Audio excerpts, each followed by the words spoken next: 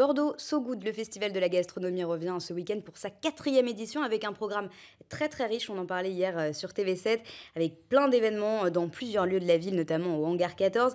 Et ce soir, pour en parler, nous sommes avec Louis Fleury de la Chambre d'agriculture de Gironde. Bonsoir. Bonsoir. Qu'est-ce que cet événement représente alors pour la Chambre d'agriculture finalement ?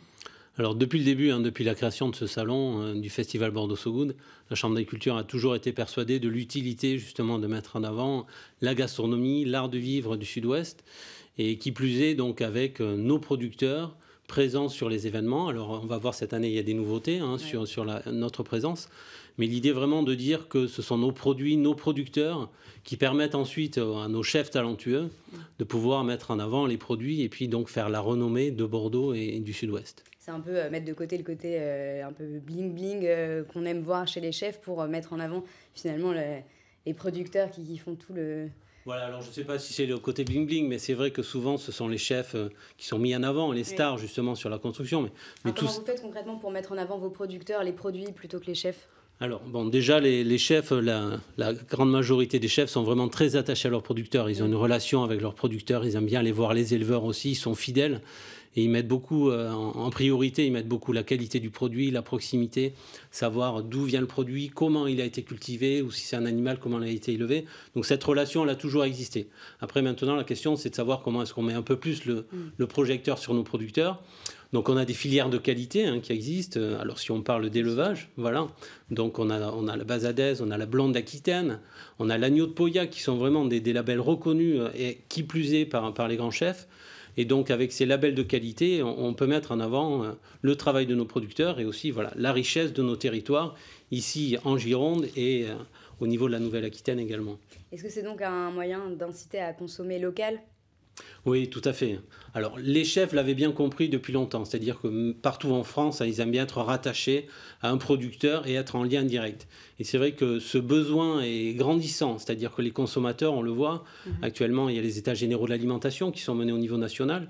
Les consommateurs sont de plus demandeurs de traçabilité, de proximité, de qualité du produit. Bio ou pas bio. On est vraiment sur cette démarche d'avoir un lien et de comprendre d'où vient le produit et également comment il a été produit. Alors du coup, les participants pourront échanger avec... les consommateurs pourront échanger avec les producteurs pour avoir plus de traçabilité, justement. Voilà, alors sur 2 pôles. Donc, au niveau du Hangar 14, donc, il y aura le marché, un Bordeaux So Good. Comme les éditions précédentes, on a un îlot, donc sous la bannière Drive Fermier, qui est une démarche justement de développement, de la commercialisation de proximité.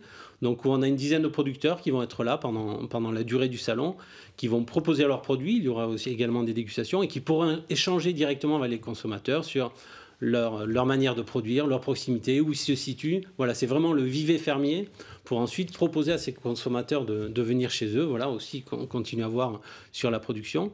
Et puis également cette année, la grande nouveauté qu'on a souhaité mettre en place avec la Chambre de commerce est une ferme, donc la ferme Bordeaux So Good, au cœur de Bordeaux, au cœur de la ville.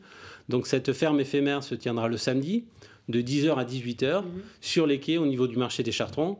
Donc vraiment dans l'itinérance aussi voulue dans l'organisation de Bordeaux So Good. Il y aura des agriculteurs qui seront là pour présenter leur élevage ? Alors oui, ce sont les éleveurs qui seront là avec leurs animaux. Donc on a essayé d'avoir une représentation des races locales, voilà aussi de nos filières de qualité. Donc ce soit sur les bovins, sur les agneaux, sur les moutons, également sur la volaille et sur le canard. Voilà. Et les producteurs seront là avec leurs propres animaux pour expliquer aussi la relation qu'ils ont et l'attachement qu'ils ont à ce métier. Et c'est vrai que souvent, on ne communique pas assez, ils ne sont pas assez en relation avec les consommateurs. C'est une demande, c'est une volonté qu'ont toujours eu les producteurs. Et on se rend compte que maintenant, c'est une demande et une volonté qu'ont les consommateurs. Alors une question qui revient souvent, est-ce que ça ne coûte pas plus cher de manger local ? Alors, est-ce que ça coûte plus cher de manger des produits de qualité ? Je vous répondrai oui. Voilà. Après, c'est savoir si on est sur des produits de grande consommation, des produits d'une manière beaucoup plus industrielle et donc qui vont être massifiés dans différents pays d'Europe ou dans d'autres régions françaises.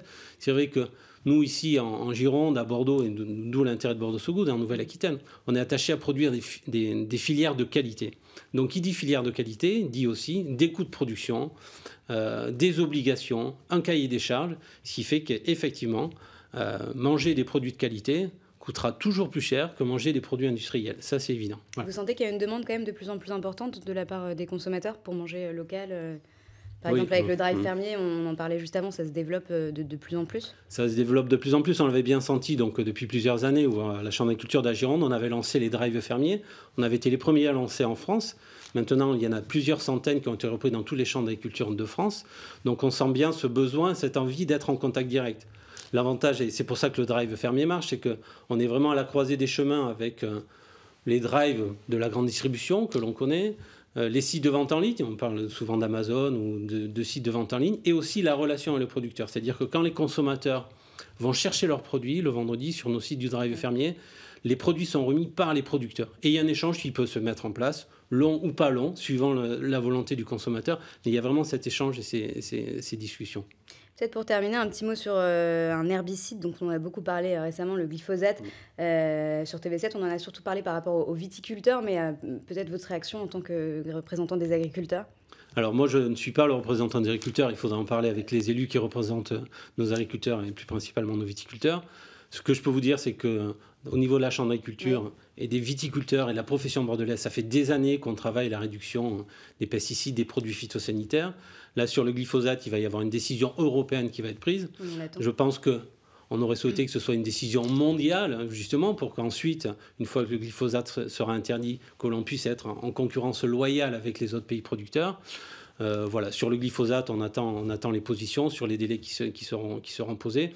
Mais on y travaille, on travaille à l'adaptation de nos machines, à la mécanisation. Et ce sont des sujets sur lesquels on travaille depuis de longues années. Merci beaucoup Louis Fleury. Bordeaux So Good, ça commence donc vendredi. Et vous retrouvez bien sûr tout le programme sur le site internet bordeauxsogood.fr. L'info revient dans un instant sur TV7.